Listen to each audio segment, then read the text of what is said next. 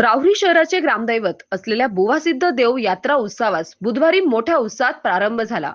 3 दिवस चालणाऱ्या या यात्रा उत्सवानिमित्त आयोजित करण्यात आलेल्या धार्मिक, सांस्कृतिक आणि पारंपरिक कार्यक्रमांना भाविकांनी मोठ्या संख्येने उपस्थिती लावल्याने संपूर्ण शहर भक्तिमय वातावरणाने भारावून गेले. यात्रेच्या पहिल्या दिवशी पहाटे बुवासिद्ध देवांच्या पादुकांचा विधिवत अभिषेक करण्यात आला. वेदमंत्रांच्या घोषात आणि पारंपरिक धार्मिक विधींसह हा सोहळा पार पडला.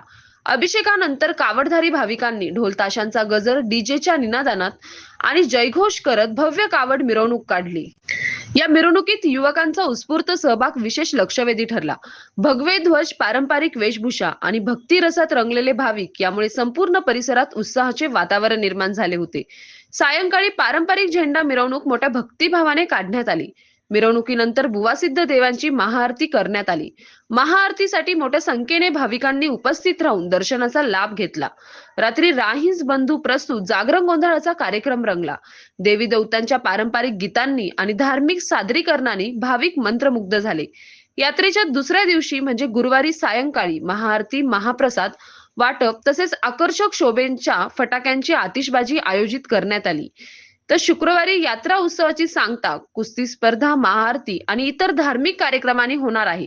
कुस्ती स्पर्धेसाठी परिसरातील नामांकित मल्ल सहभागी होणार असल्याने क्रीडा प्रेमींमध्येही उत्सुकता निर्माण झाली आहे. लहान मुलांसाठी रहाट पाळणे, विविध मनोरंजनाची साधने उपलब्ध करण्यात आल्याने यात्रेत कुटुंबासह येणाऱ्या नागरिकांची मोठी गर्दी होत आहे.